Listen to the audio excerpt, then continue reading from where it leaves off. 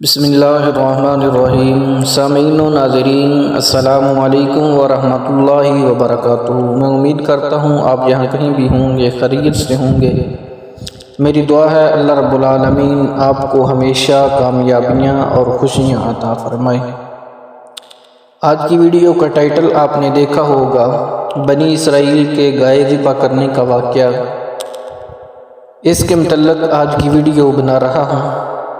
یہ واقعہ اللہ رب العالمین نے قرآن پاک میں پہلے پارے میں سورۃ بقرہ میں اس کا ذکر فرمایا، اور اس کے حوالے سے آج کی یہ ویڈیو ہے۔ بنی اسرائیل کے گائے ذبح کرنے کا بیان امام جریر طبری اپنی سند کے ساتھ ابو العالیہ سے روایت کرتے ہیں۔ بنی اسرائیل میں ایک مالدار شخص تھا۔ اس بات کو علامہ قرطبی نے بھی ذکر کیا، اور علامہ قرطبی فرماتے ہیں اس کا نام آمیل تھا۔ اس کی اولاد نہ تھی، اس کا وارث اس کا ایک رشتہ دار تھا۔ ایک روایت میں آتا ہے کہ وہ اس کا بھتیجا تھا۔ اس نے مالدار شخص کو قتل کر دیا تاکہ وہ اس کا وارث ہو، اور اس کی لاش لوگوں کے رستہ میں ڈال دی، اور حضرت موسیٰ علیہ السلام کے پاس جا کر کہا، میرا رشتہ دار قتل کر دیا گیا ہے، اور میرے نزدیک آپ کے سوا اور کوئی شخص نہیں جو اس کے قاتل کا نام بتا سکے۔ حضرت موسیٰ علیہ السلام نے لوگوں میں اعلان کیا کہ جس شخص کو بھی اس کے قاتل کا علم ہو وہ ہمارے پاس آ کر بیان کرے۔ جب کوئی شخص نہ آیا تو وہ قاتل پھر حضرت موسیٰ علیہ السلام کے پاس آیا اور کہا، آپ اللہ کے نبی ہیں، آپ اللہ سے سوال کریں کہ وہ ہمیں قاتل بتا دے۔ حضرت موسیٰ علیہ السلام نے اللہ سے دعا کی۔ اللہ رب العالمین نے فرمایا، ایک گائے ذبح کریں۔ ان کو اس پر تعجب ہوا، قاتل بتلانے میں اور گائے کے ذبح کرنے میں کیا مناسبت ہے؟ اس لیے انہوں نے کہا، آپ ہم سے مذاق کرتے ہیں۔ حضرت موسیٰ علیہ السلام نے کہا، میں جاہل ہونے سے اللہ رب العالمین کی پناہ مانگتا ہوں۔ انہوں نے کہا، آپ اللہ سے دعا کریں کہ وہ کیسی گائے ہے؟ فرمایا، اللہ رب العالمین فرماتا ہے کہ وہ گائے نہ بوڑھی ہو نہ بچی۔ پھر کہا، اللہ سے دعا کریں کہ فرمائے کہ اس کا رنگ کیسا ہو؟ فرمایا، اللہ رب العالمین فرماتا ہے کہ وہ شوخ زرد رنگ کی گائے ہو جو دیکھنے والوں کو اچھی لگتی ہو۔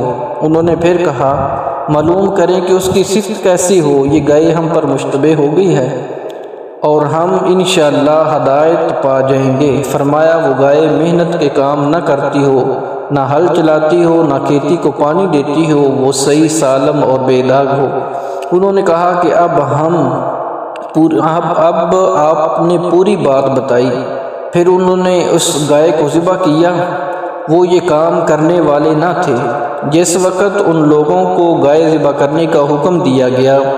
اگر یہ اسی وقت کسی بھی گائے کو ذبح کر دیتے تو کافی تھا، لیکن انہوں نے سوالات کر کے گائے میں قیودات لگوائیں تو اللہ رب العالمین نے بھی ان پر سختی کی، اور اگر یہ آخر میں انشاءاللہ نہ کہتے تو یہ اس گائے کی طرف کبھی بھی ہدایت نہ پاتے۔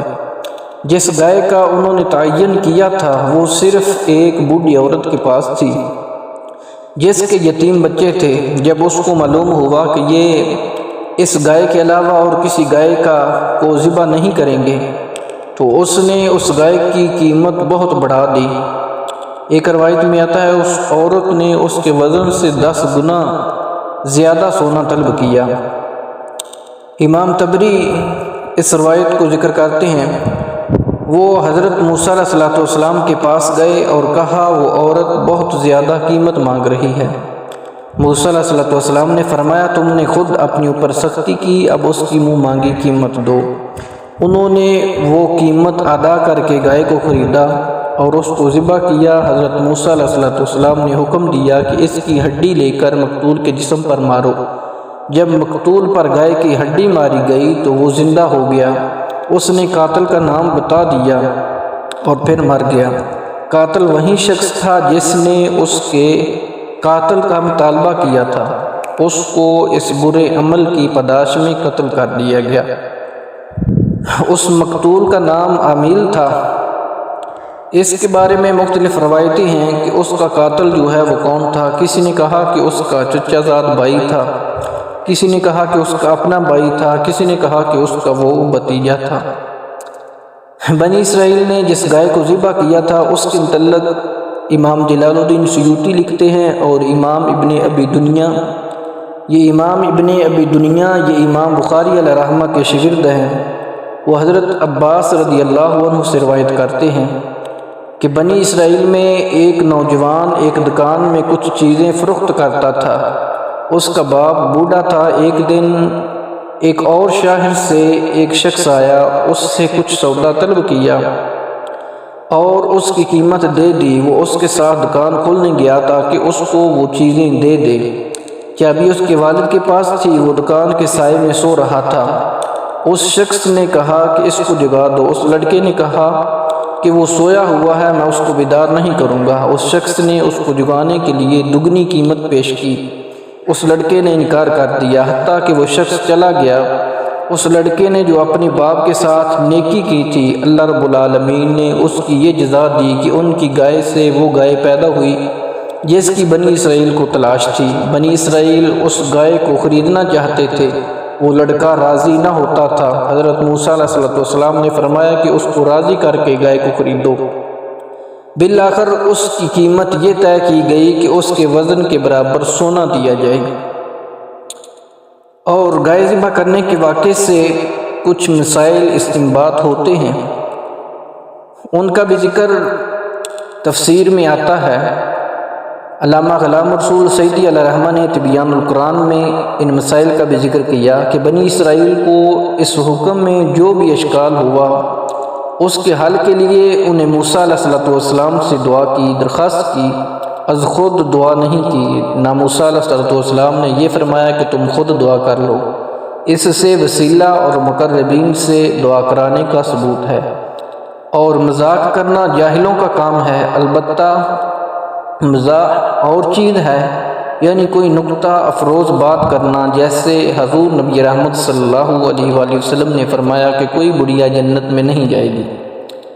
اللہ رب العالمین کے حکم پر بے چوں چراں عمل کرنا چاہیے اور اس میں حیل و حجت نہیں نکالنی چاہیے۔ اگر کوئی شخص اپنے اوپر سختی کرے، اللہ رب العالمین بھی اس پر سختی کرتا ہے۔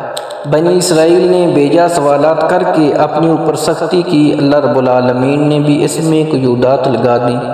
اور جو شخص ماں باپ کا ادب اور ان کی فرما برداری کرے، اللہ رب العالمین اس کو اچھی جزا دیتا ہے۔ انشاءاللہ کہنے کی برکت سے کام ہو جاتا ہے، کیونکہ جب انہوں نے انشاءاللہ نہیں کہا، گائے کی طرف ہدایت نہیں پائی۔ انسان کو اپنی ہر چیز کی قیمت مقرر کرنے کا اختیار ہے، حتیٰ کہ ایک گائے کی قیمت اس کے ہم وزن سونا بھی ہو سکتی ہے۔ شوخ زرد رنگ اللہ رب العالمین کا پسندیدہ رنگ ہے۔